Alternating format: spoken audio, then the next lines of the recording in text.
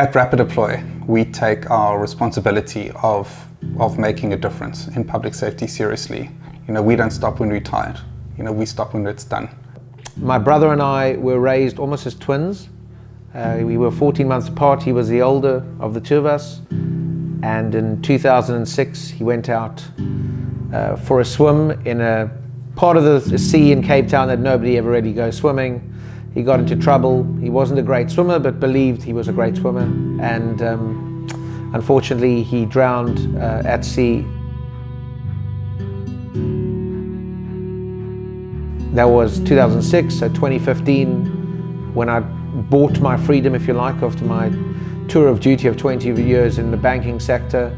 I moved my family back to Cape Town to try and, I guess, have some kind of semblance of a life that my brother and I had, that sense of freedom, being in Africa, near the ocean. And as soon as I was there, it hit me that I needed to do something to remember him. And I thought the best way I could honor him and the people who volunteer for the NSRI and give up their weekends and evenings and holidays to be a part of that, to save people, I thought was the best way I could repay them back and return the favor. RapidDeploy is the passion of everyone that's in our business. We're really making a difference in the emergency world, to be truly reducing response times, to be creating situational awareness. A company that started out of necessity by my business partner and friend Brett Marowicz. Brett was on the road as a volunteer paramedic in Cape Town in 2013 and scratched his head and said, how is it possible that ambulance services in South Africa do not know where their vehicles or responders are and who's on a call? And Brett, being a man of extreme technical ability, decided to solve that problem by himself in his spare room and weekends and evenings. And when I had the good fortune of meeting Brett in 2016, we were both mutually aligned as having been first responders. Brett showed me the platform and we agreed to join forces where I would commercialize his dreams, and we now have a company spanning 3 continents. The mission statement of RapidDeploy is to reduce response times for all and improve responder safety by increasing situational awareness. I want everyone in RapidDeploy to be leaving a legacy behind, to be able to speak to their friends, to their families, to look them in the eye, to say, I'm making a difference. Well, collaboration and RapidDeploy are almost interchangeable. The entire system is an ecosystem, not a platform. And RapidDeploy would be nothing without partnerships, whether it's with Microsoft and their cloud hosting, whether it's other partners in our ecosystem, whether it's connectivity or satellite navigation, whatever it is. We try not to reinvent the wheel.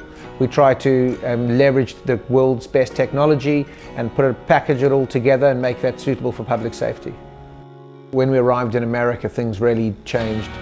I was laughed out of the first convention that we attended because no one believed that the cloud would be suitable for public safety. 2 years later, every one of our competitors is raving about their new go-to-market and how they're going to be in the cloud soon. For me, the proudest moment is when Steve gave me a call from San Antonio to say that we are on the right track. This validation that all of the hundreds of hours, the thousands of hours that we've been spending building this platform was actually exactly what I suppose the world was after.